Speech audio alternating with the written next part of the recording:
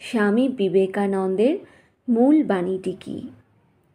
স্বামী বিবেকানন্দের বক্তৃতা, কথাবার্তা, চিঠিপত্র, কবিতা, তাহার সব কিছুই the complete works of Swami Vivekananda এর 9টি খণ্ডে প্রকাশিত হয়েছে। এই 9টি খণ্ডে স্বামীজির কি কোনো মূল বাণী আছে? দেখা যাক স্বামীজি নিজে এ বিষয়ে কি বলিয়াছেন।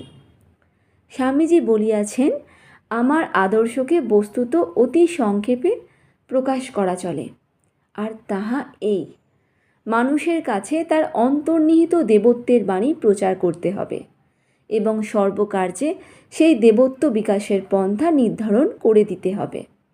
মানুষের অন্তর্নিহিত দেবত্বই ছিল স্বামীজির প্রধান বাণী। এই প্রসঙ্গে স্বামীজির বিখ্যাত উক্তিটি স্মরণ করা যাইতে পারে, যাহা ব্যক্তিত্ব বিকাশের ক্ষেত্রে আমাদের মূল মন্ত্র হওয়ার উপযুক্ত। বাণীটিতে স্বামীজি বলিয়াছেন, আত্মা মাত্রেই অব্যক্ত ব্রহ্ম, বাহ্য ও অন্তর প্রকৃতিকে বশীভূত করিয়া আত্মার এই ব্রহ্মভাব ব্যক্ত করাই জীবনের চরম লক্ষ্য। মানুষকে তার অন্তর্নিহিত দেবত্ব সম্বন্ধে সচেতন করানোর ব্যাপারে স্বামীজির কোনো ক্লান্তি ছিল না। তিনি চাহিয়াছিলেন এই দেবত্ব আমাদের দৈনন্দিন জীবনে ফুটিয়া উঠুক। বস্তুত দেবত্বের এই প্রকাশকেই তিনি মানব সভ্যতার উৎকর্ষ নির্ধারণের প্রধান মানদণ্ড হিসাবে খাড়া করিয়াছিলেন। স্বামীজি বলিয়াছেন, কোনো জাতি জলে, স্থলে, এমনকি সমস্ত পঞ্চভূতের ওপর আধিপত্য লাভ করিতে পারে এবং জীবনের উপযোগিত বিষয়ক সমস্যাগুলির আপাত সমাধান করিতে পারে, তথাপি সভ্যতা ব্যক্তির জীবনের বাস্তব হইয়া ওঠে না।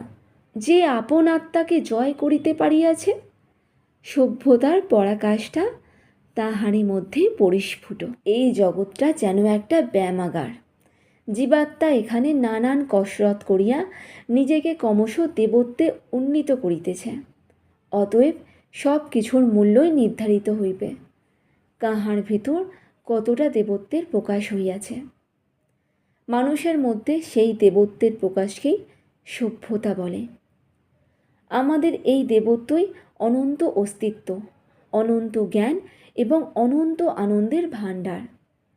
এই দেবত্ব যত বিকশিত এবং প্রকাশিত হইতে থাকে, ততই আমরা শাশ্বত সুখ অনুভব করি এবং পরম জ্ঞান আমাদের কারায়ত্ত হয়।